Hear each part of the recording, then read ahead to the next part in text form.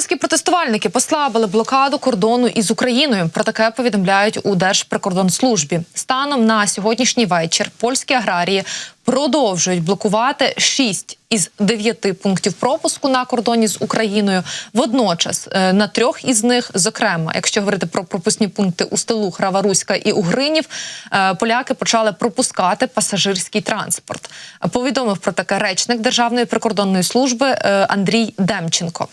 За його словами, ситуація кардинально не змінилася, але в той же час, за інформацією від польських колег, близько 16-ї години польські фермери повідомили, що пропускатимуть по 5 легкових автомобілів в обох напрямках за півгодини по напрямку пункту пропуску у Стелух. Також на цьому напрямку вони начебто поновлять нормальне сполучення для автобусів та пропускатимуть по кілька вантажівок на годину в обох напрямках.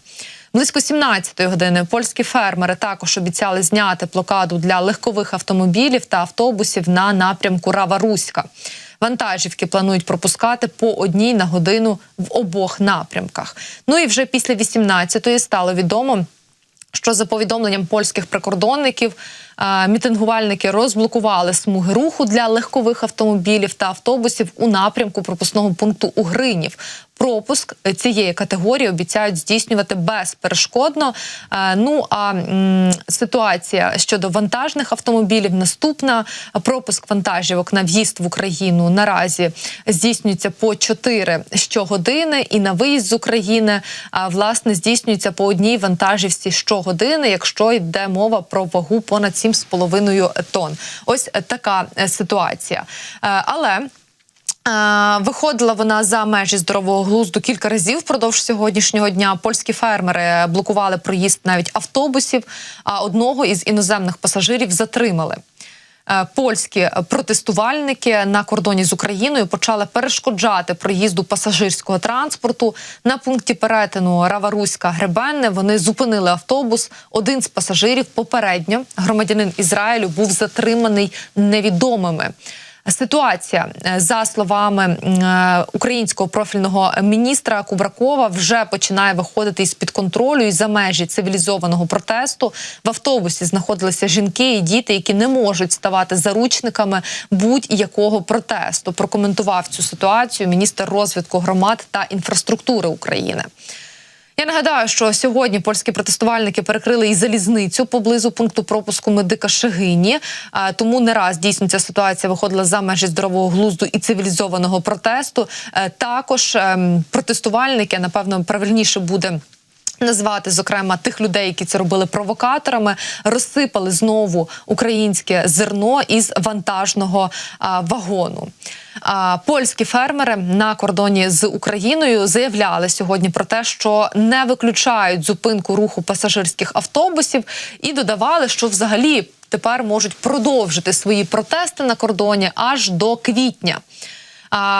Там вважають, що можуть у такий спосіб змусити владу виконати їхні вимоги, заявив лідер організації «Підкарпатське ошукане, село» Роман Кондров. Ну і треба сказати, що відповідь українців також не забарилася. Наші співвітчизники почали протести одразу в 3 пунктах пропуску на польському кордоні. Українські перевізники розпочали акцію в, як я сказала, 3 пунктах пропуску на кордоні з Польщею в Раві-Руській, Шегинях та Краківці.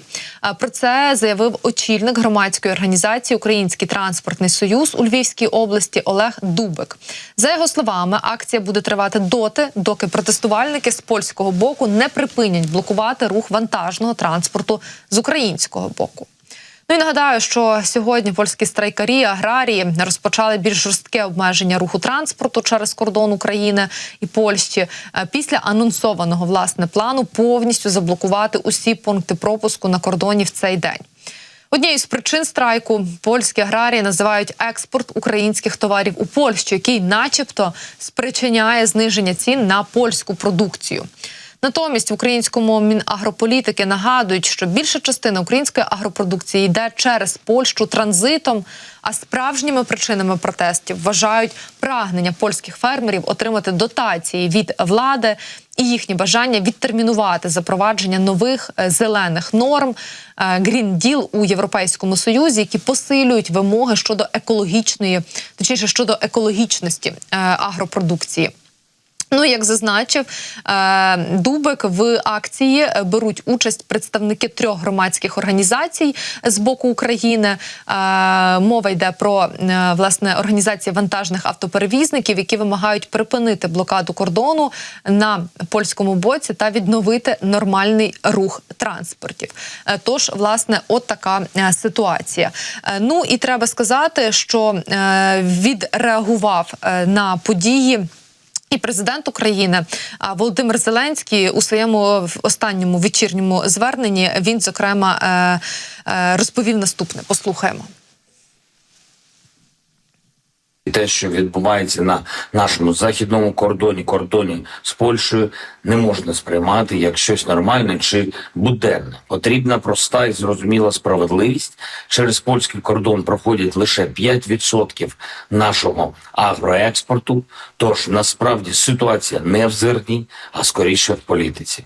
І під Куп'янськом, неподалік від кордону з Росією, де не стихає ворожа артилерія, новини з кордону з Польщею виглядають просто знущально.